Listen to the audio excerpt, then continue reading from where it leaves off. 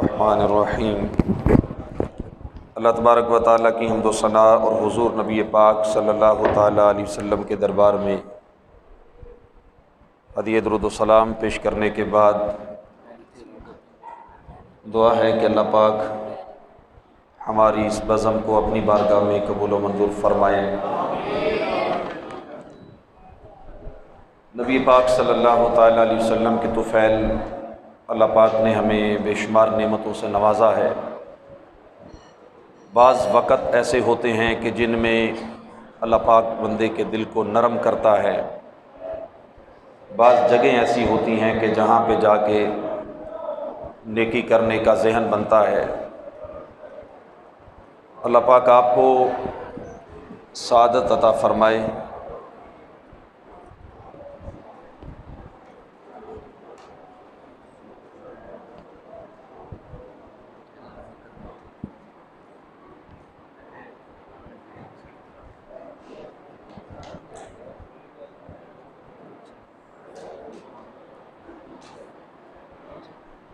بعض وقت اور بعض جگہ بڑی خاص ہوتی ہیں۔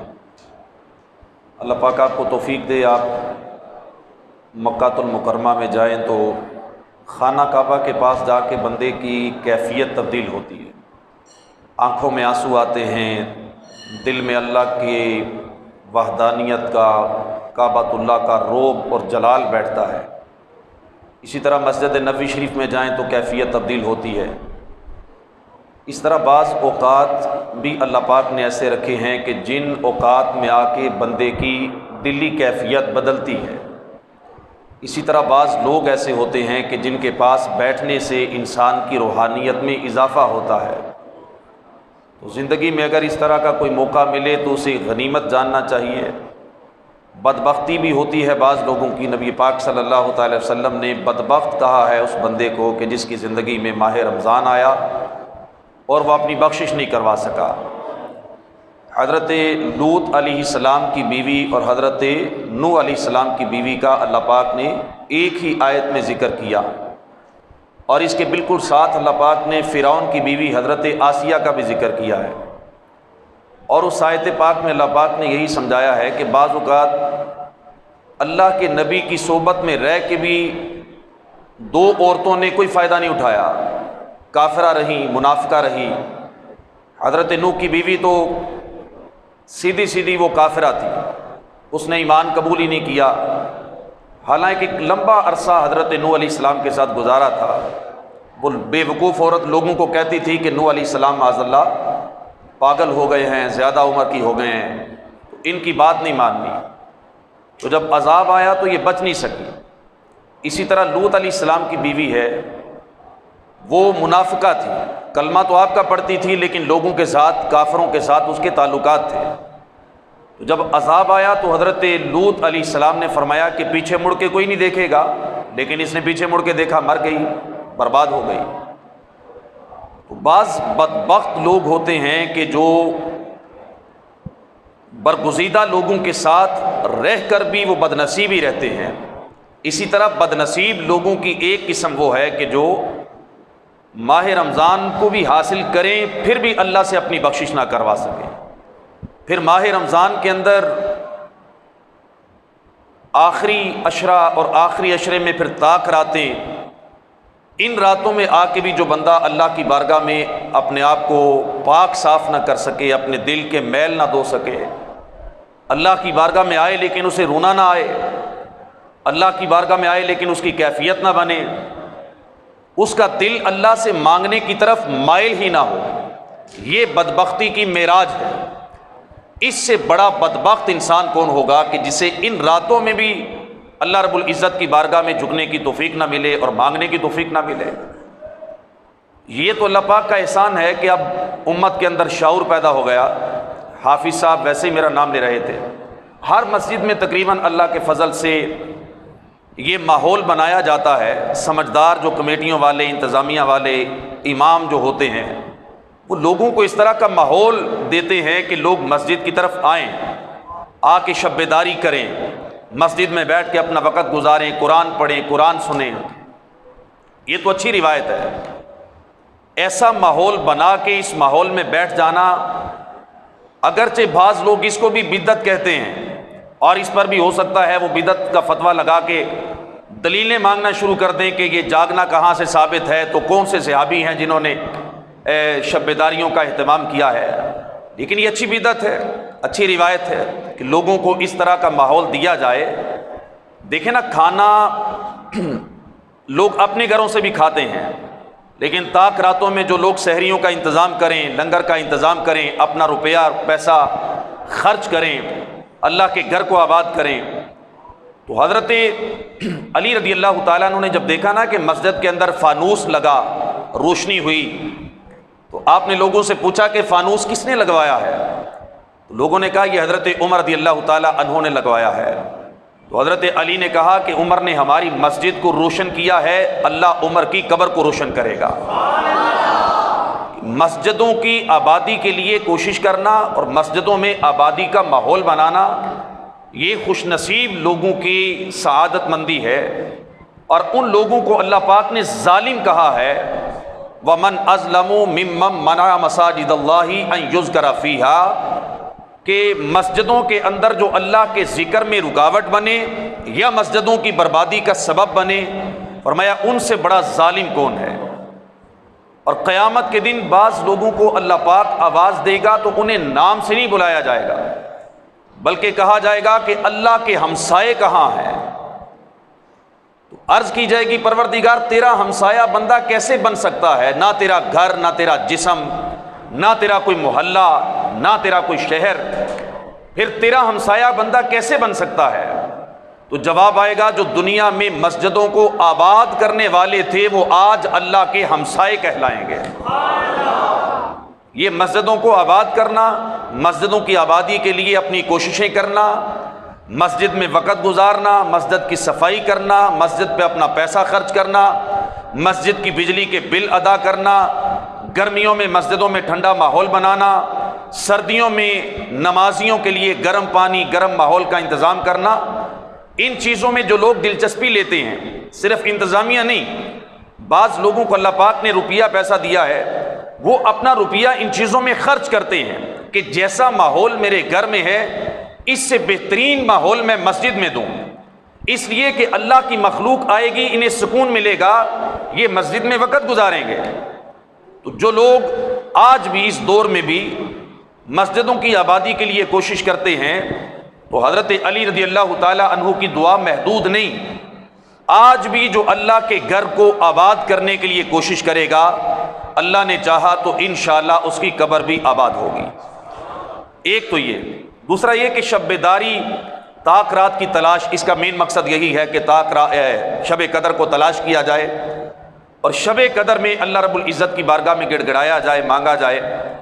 ایک اپنے اندر یہ جستجو پیدا کی جائے کہ ہم شب قدر کو تلاش کریں، اور دوسرا یہ کہ اللہ رب العزت کی بارگاہ میں مانگنے کا ذہن بنائیں۔ ابھی تک ہم مسجد میں بیٹھے ہوئے ہیں، لیکن توجہ کریں ذرا، اپنے دل کی کیفیت دیکھیں، مانگنے کا ذہن، اللہ کی بارگاہ میں گڑ گڑانے کا ذہن، اللہ کی بارگاہ میں اعتراف جرم پہ ایک ایسی حدیث پاک ہے جس کو سناتے ہوئے نبی کریم صلی اللہ تعالیٰ علیہ وسلم صحابہ کرام کے درمیان اللہ کے محبوب صلی اللہ تعالیٰ علیہ وسلم نے یہ حدیث پاک سنائی، اور حضور اتنا مسکرائے کہ صحابہ کہتے ہیں، حضرت ابو ذر غفاری اس حدیث کے روایت کرنے والے ہیں، کہتے ہیں میں نے دیکھا کہ حضور کی داڑھیں بھی نظر آنے لگی، اتنا حضور مسکرائے۔ اور محدثین کرام کی سنت ہے کہ جب حضور کے مسکرانے والی حدیث سناتے تھے تو مسکرا کے سناتے تھے، تو ہم بھی مسکرا کے سنیں گے انشاءاللہ۔ اور جب حضور کسی حدیث میں روئے تو محدثین کرام وہ حدیث رو کے سناتے تھے، اگر رونا نہیں آتا تھا تو حدیث سناتے ہی نہیں تھے۔ نبی کریم صلی اللہ تعالی وسلم کی حدیث کے یہ آداب میں سے ہے۔ تو اللہ کے نبی صلی اللہ تعالی وسلم نے فرمایا کہ قیامت کے دن ایک بندہ اللہ کی بارگاہ میں کھڑا کیا جائے گا، اور اللہ پاک فرشتوں سے فرمائے گا کہ اس کے صرف صغیرہ گناہ تم نے ظاہر کرنے ہیں، کبیرہ گناہ چھپا لو۔ بندے کے میں ہوں یا آپ ہوں، تصور کریں میں ہی ہوں بالفرض، یا آپ اپنا تصور کریں، اللہ پاک فرمائے گا کہ اس کے کبیرہ گناہ چھپا لو، صغیرہ گناہ ظاہر کر دو۔ فرشتے اس بندے کو اللہ کی بارگاہ میں کھڑا کر کے پوچھیں گے تو نے فلاں وقت میں فلاں کام کیا؟ یہ انکار نہیں کر سکے گا، دل چاہے گا کہ میں انکار کروں لیکن انکار کر نہیں سکے گا، دل چاہے گا کہ میں اعتراف جرم کی شرمندگی سے بچوں لیکن اللہ کی بارگاہ میں جرت ہی نہیں کر سکے گا، یہ کہے گا ہاں میں نے کیا، فرشتے کہیں گے یہ بھی کیا، یہ کہے گا ہاں میں نے کیا، فرشتے صغیرہ گناہ گنوائیں گے، یہ اعتراف کرتا جائے گا، مثال کے طور پہ 5000 گناہ اس کے گنوا دیے، اس نے اعتراف جرم کر لیا، اور دل میں پتہ ہے کیا سوچ رہا ہے؟ دل میں سوچ رہا ہے کہ کاش ان صغیرہ گناہوں پہ میری جان چھوٹ جائے، کبیرہ گناہ ظاہر ہی نہ ہو، کبیرہ گناہوں کی باری نہ آئے، یہ دل میں سوچ رہا ہے، دعا کر رہا ہے، تمنا لیے بیٹھا ہے۔ تو جب اس کے صغیرہ گناہ مکمل ہو جائیں گے تو رب ذوالجلال فرمائے گا کہ اے میرے بندے، یہ جتنے گناہوں کا تو نے اعتراف کیا ہے ان سارے گناہوں کے بدلے میں تجھے اتنی ہی نیکیاں عطا فرما رہا ہوں، یعنی تیرے گناہوں کو بدل کے نیکیاں بنا دیا، جو تھوڑی دیر پہلے تیرے گناہ تھے اب یہ تیری نیکیاں ہیں۔ کھوٹے سکے بندہ کہیں پر لے کر جائے اور اسے کہا جائے کہ تو کھوٹے سکے دے دے، ہم اس کے بدلے میں تجھے نئے نوٹ دیں گے، تو وہ کھوٹے سکے نکالے گا یا باقی رکھے گا؟ سارے نکالے گا نا۔ اب جب اس بندے کو پتا چلا کہ میرے ایک ایک گناہ کے بدلے میں ایک ایک نیکی دی جا رہی ہے تو اللہ پاک کی بارگاہ سے ارشاد تو ہو گیا کہ تو بخشا گیا، تجھے نیکیاں مل گئیں، اب تو اسے چاہیے تھا کہ چپ کر کے گردن جھکائے اور جنت میں چلا جائے۔ اللہ نے بخش دیا، گناہ ختم ہو گئے، نیکیوں میں تبدیل ہو گئے، لیکن یہ اپنی جگہ سے ہلے گا نہیں۔ اب جو بات یہ اللہ کی بارگاہ میں کرے گا اس بات کو سنا کہ میرے نبی اتنا مسکرائے کہ آپ کی داڑھیں ظاہر ہو گئی، یہ کیا کہے گا؟ یہ اللہ کی بارگاہ میں عرض کرے گا پروردگار یہ جو فرشتوں نے بیان کیے ہیں یہ صغیرہ ہیں، میرے پاس تو کچھ کبیرہ گناہ بھی ہیں جو صغیرہ سے بھی زیادہ ہیں، اے میرے رب وہ گناہ بھی بیان کیے جائیں، انہیں بھی کھولا جائے، انہیں بھی سامنے لایا جائے، اس لیے کہ بندے کے دل میں لالچ آ گیا، یہ لالچی ہو گیا۔ اب اسے پتا چلا کہ اللہ تو اتنا غفور الرحیم ہے کہ اگر اس کی بارگاہ میں اعتراف جرم کر لیا جائے تو وہ بندے کے اعتراف کو دیکھ کر اس کے گناہوں کو نیکیوں میں تبدیل فرما دیتا ہے۔ اس حدیث پاک سے پتہ چلتا ہے کہ جب بھی بندہ اللہ کی بارگاہ میں آئے تو اعتراف جرم کرے، قبول کرے کہ پروردگار میں گناہ کر کے آیا ہوں۔ نبی پاک صلی اللہ تعالی وسلم کی امت کو اللہ پاک نے بڑے پیارے تحفے دیے ہیں۔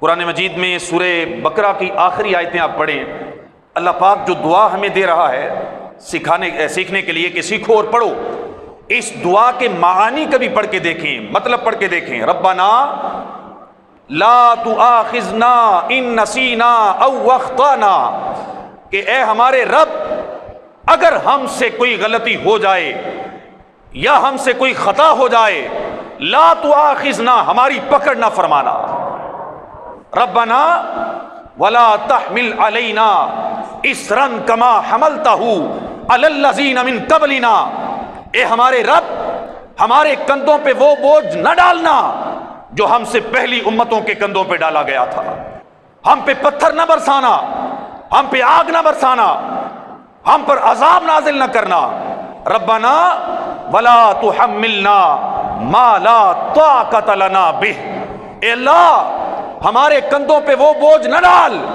جن کو اٹھانے کی طاقت ہمارے کندھوں پہ نہیں ہے، اے اللہ ہمیں معاف کر، ہم پر رحم فرما، اے اللہ تو ہماری مدد کر۔ یہ کیسی دعا ہے اور کن لمحات میں مانگنے کے لیے ہے، بندہ غور تو کرے۔ جب بندہ گناہ کر کر کے تھک جائے، جب انسان اللہ کی نافرمانیاں کر کر کے تھک جائے، جب وہ دنیا کے ہر دروازے سے مایوس ہو جائے، پھر رب کی بارگاہ میں آئے اور آ کے عرض کرے پروردگار میں خطائیں کر کے آیا ہوں، جرم کر کے آیا ہوں، لیکن تیری رحمتوں سے یہ امید لگا کے آیا ہوں کہ تو میرے جرم معاف کر کے آج بھی میرے اوپر رحم فرمائے گا۔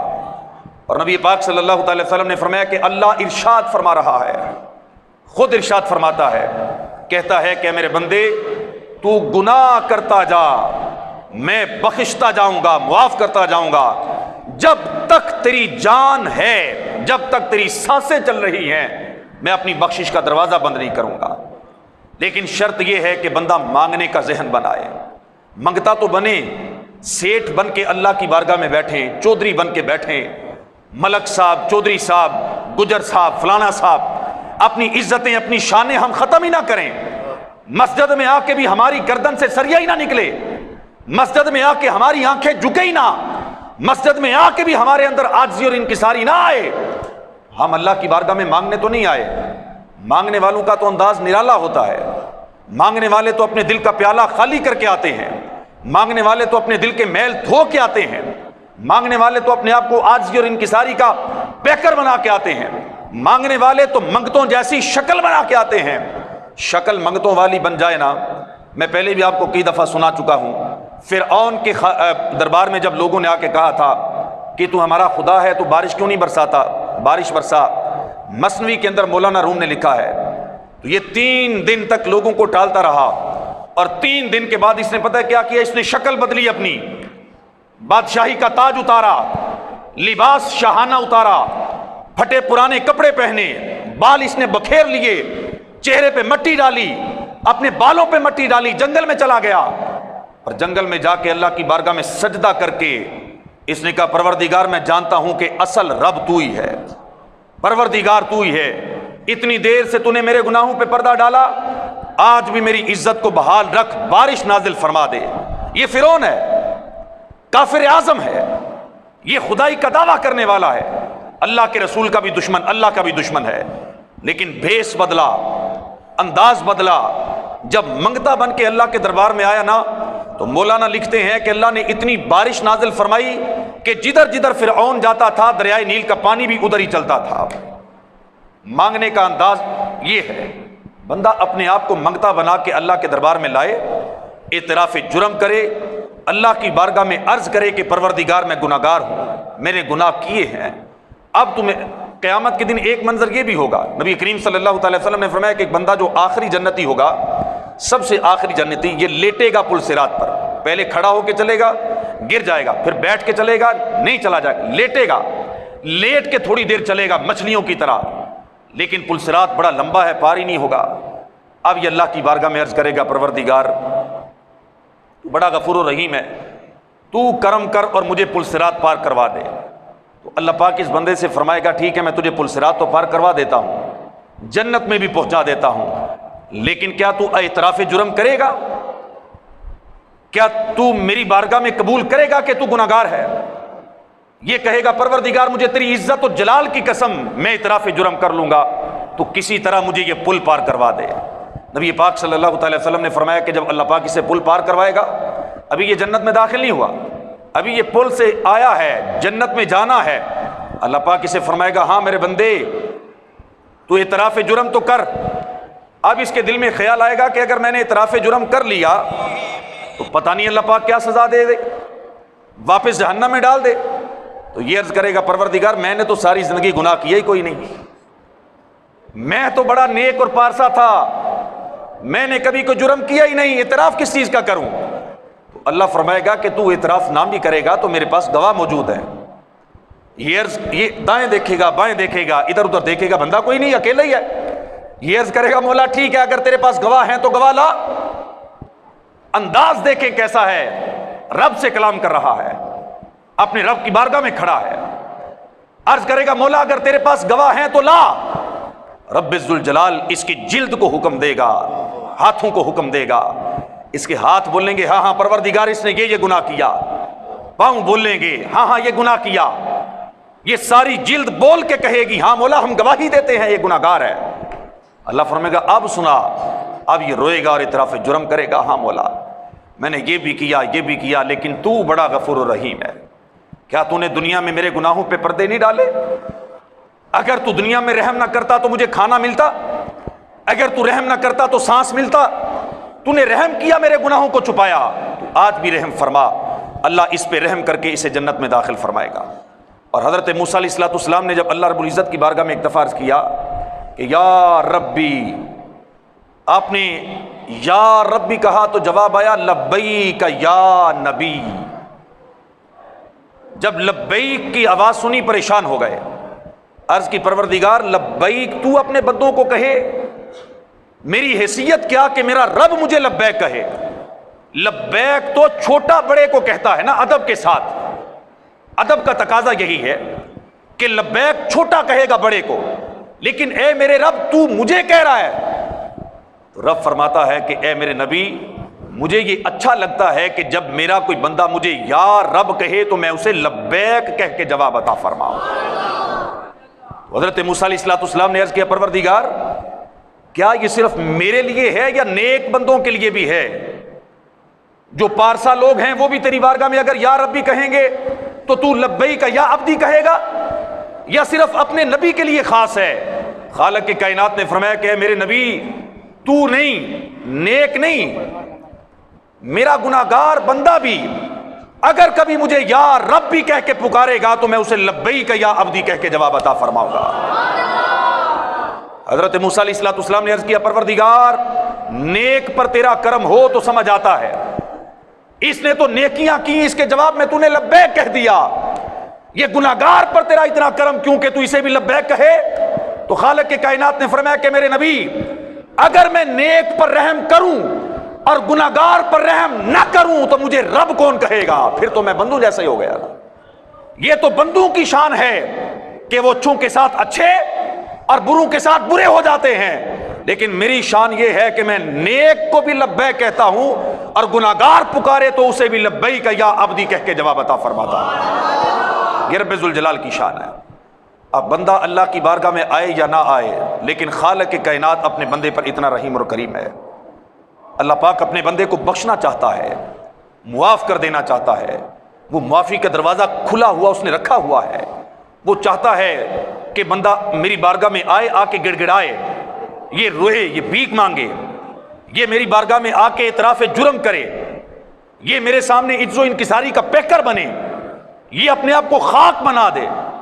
ہمیں تھوڑی سی عزت ملے نا، تھوڑی سی عزت، ہماری گردن دیکھنے والی ہوتی ہے، ہمارے دیکھنے کا انداز بدل جاتا ہے۔ رب ذوالجلال کی قسم آپ فتح مکہ کا منظر اپنی آنکھوں کے سامنے لائیں۔ میرے نبی کی زندگی میں سب سے بڑی فتح اللہ پاک نے فتح مکہ عطا فرمائی ہے، سب سے بڑی کامیابی کا دن فتح مکہ کا دن تھا، لیکن صحابہ کہتے ہیں کہ میرے نبی نے اتنی عاجزی کی، اتنی عاجزی کی، گردن اتنی جھکائی کہ میرے نبی کا امامہ اونٹ کی کوہان پہ جا کے لگ رہا تھا، اور اللہ کے نبی صلی اللہ تعالی وسلم کی آنکھوں سے آنسو روا تھے۔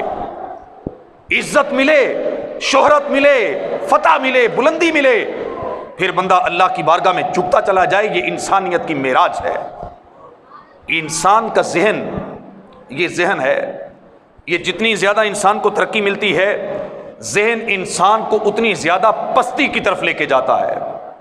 میں آج کی گفتگو میں اگر ایک لفظ آپ کو بتاؤں نا، یہ ساری گفتگو کا خلاصہ ہے، اور یہ لفظ آج دنیا میں بولا جا رہا ہے، مینٹل ماڈلز، ذہنی سطح، یا آپ سمجھ لیں کہ سوچ انسان کی، یہ مینٹل ماڈل جو انسان کا ہے نا، یہ انسان کو بلندی کی طرف بندھا جاتا ہے۔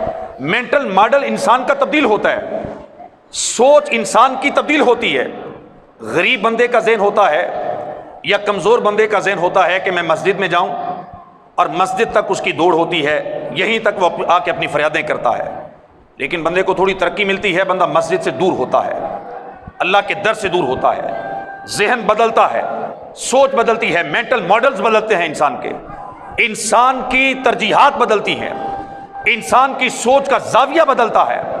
ایسے وقت میں اپنے ذہن کو، اپنی سوچ کو اللہ کی بارگاہ میں عاجزی اور انکساری کا پیکر بنانا، یہ انسانیت کی معراج ہے۔ جب اللہ رب العزت نے حضرت عمر رضی اللہ تعالیٰ عنہ کو سب سے بڑی فتح عطا فرمائی نا، آپ کو جب مہمان خصوصی کے طور پہ بلایا گیا، آج کسی کو مہمان خصوصی کے طور پہ بلائے نا، اس کے انداز دیکھنے والے ہوتے ہیں، اس کے آنے کا انداز، پروٹوکول، بیٹھنے کا انداز۔ حضرت عمر کو جب بلایا گیا، شہر کے اندر جب داخل ہونے لگے، آپ نے اپنے جوتوں کے تسمے، وہ جوتے جو کیچڑ سے بھرے ہوئے تھے، پانی جن سے نچڑ رہا تھا، وہ جوتے آپ نے کندھے پہ ڈالے تھے، سواری کی لگام پکڑی تھی، غلام اوپر بیٹھا تھا، اور جس شہر کو فتح کیا تھا اس شہر میں داخل ہو رہے تھے۔ تو صحابہ نے آ کے عرض کی، حضور آپ امیر المؤمنین ہیں، آپ امیر المؤمنین ہیں، کوئی شایان شان لباس، کوئی سواری، کوئی پروٹوکول. آپ نے فرمایا کہ آپ نے جو بھی صحابی رضی اللہ تعالیٰ عنہ تھے ان کو ان کے سینے پہ ہاتھ مار کے کہا کہ تم بھول گئے کہ ہم کیا تھے، اور خالق کائنات نے اسلام کی وجہ سے ہمیں عزتیں عطا فرمائی ہیں.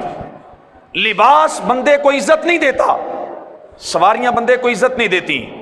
عزت انسان کو اسلام اور اللہ کی بارگاہ میں جھکنا عطا فرماتا ہے. جس کو جتنا زیادہ تقوی ملتا جاتا ہے اللہ پاک اس کی عزتوں میں اضافہ فرماتا جاتا ہے. یہ یاد رکھیے، اپنے دماغ کو، اپنی سوچ کو، مینٹل ماڈلز کو ہمیشہ اللہ کی بارگاہ میں جھکائیں، ان کو بدلنے نہ دیں، مثبت انداز میں بدلیں. آج اگر ہم 5 وقت نماز پڑھتے ہیں تو تہجد کی نیت کریں، اشراق و چاش کی نیت کریں. جتنی عزت بڑھتی جائے، جتنی دولت بڑھتی جائے، بندہ اتنا زیادہ اللہ کی بارگاہ میں سجدے بھی بڑھاتا چلا جائے، عاجزی بھی بڑھاتا چلا جائے، مانگنا بھی اس کا بڑھ جائے، مسجد میں آنا جانا بھی بڑھ جائے. یہ انداز ہے. اس انداز کو اپنا کے بندہ اللہ رب العزت کی بارگاہ میں مقام اور مرتبہ اور دنیا کے اندر عزت حاصل کر سکتا ہے. آج کی رات یا کل پرسوں کی رات یا اس کے بعد آنے والی راتیں یہ گولڈن چانس ہیں، بابرکت دن ہیں. کوشش کریں کہ دنوں میں اللہ کی بارگاہ میں آئیں تو منگتے بن کے آئیں، اپنا انداز منگتوں والا، اپنی سوچ منگتوں والی. اللہ کی بارگاہ میں فقیر بن کے آئیں گے نا تو آپ نے بہت سارے لوگ دیکھے ہوں گے، آپ کی زندگی کے مشاہدات ہیں. اللہ پاک اپنے در کے فقیروں کو جلدی بادشاہ بنا دیتا ہے، اور وہ بادشاہ جو اللہ کی بارگاہ میں آتے ہوئے اکڑتے ہیں اللہ انہیں دنوں میں فقیر بنا دیتا ہے. دنیا اور آخرت کی بادشاہی اگر چاہیے تو اللہ کے در کے فقیر بنے. اللہ پاک آپ کے صدقے مجھے بھی فقیری عطا فرمائے، اللہ مجھے عاجزی والی سوچ عطا فرمائے. اللہ پاک ہم سب کو عمل کی توفیق عطا فرمائے. آمین بجاہ النبی الامین. 27ویں کی رات انشاءاللہ جو ختم قرآن کی ہماری محفل ہوتی ہے اس میں ہماری دعوت اسلامی کی مرکزی مجلس شورا کے رکن حاجی اظہر اتاری سلمہ الباری نے وقت عطا فرمایا ہے. اور حاجی صاحب نے جو وقت دیا ہے انہوں نے احسان نہیں چڑھایا، محبت ہے ماشاءاللہ. سب کوئی آپ کو تقریباً بہت ساری کمیٹی کو تو جانتے ہی ہیں، بہت سارے اسلامی بھائیوں سے واقف بھی ہیں، جامعہ کی وجہ سے، دعوت اسلامی کے کاموں کی وجہ سے. مجھے ویسے جو معلومات ملی ہیں 17 جگہ سے حاجی صاحب کو دعوت ملی تھی اور انہوں نے منع کیا تھا. 17 پروگرام انہوں نے منع کیے تھے کہ میں لیلۃ القدر کو صرف فیضان مدینہ سیالکوٹ میں جو مرکز کا پروگرام ہے اس میں بیان کروں گا. لیکن ماشاءاللہ یہ ہمارے استاد صاحب، شاہد صاحب، امام صاحب ہیں، حافظ صاحب ہیں، یا ہمارے نگران کابینہ سجاد بھائی ہیں، انہوں نے عرض و معروض کی تو حاجی صاحب نے وقت عطا فرمایا ہے. کوشش کریں کہ خود بھی تشریف لائیں. غالباً 10:30 سے 11:30 حاجی صاحب کا وقت ہے بیان کا. خود بھی تشریف لائیں، دوست احباب کو بھی دعوت دیں، اور ساری رات جاگنے کی نیت بھی فرمائیں کہ ساری رات شب بیداری بھی کریں گے، 29ویں رات بھی جاگیں گے. اور ویسے بھی اللہ پاک نے موقع دیا ہے، لاک ڈاؤن لگ گیا ہے تو اب مسجد ہے اور ہم ہیں. اللہ تعالیٰ کی یاد ہے، نہ بازاروں کے وہ چکر، نہ کپڑے، نہ جوتے. تو اللہ کرے کہ ہم یہ آنے والے جو دن ہیں نا یہ مسجد میں ہی گزاریں، مسجد کو آباد کریں، مسجد کی آبادی کا ذریعہ بنیں. اللہ پاک آپ کی کاوشیں قبول فرمائے. جنہوں نے مسجد کی آبادی کے لیے کوشش کی، بالخصوص ہمارے امام صاحب، استاد شاہد صاحب، حافظ صاحب، انتظامیہ جو لنگر میں حصہ ڈالنے والے ساتھی ہیں، اللہ پاک سب کی کوششیں قبول فرمائے.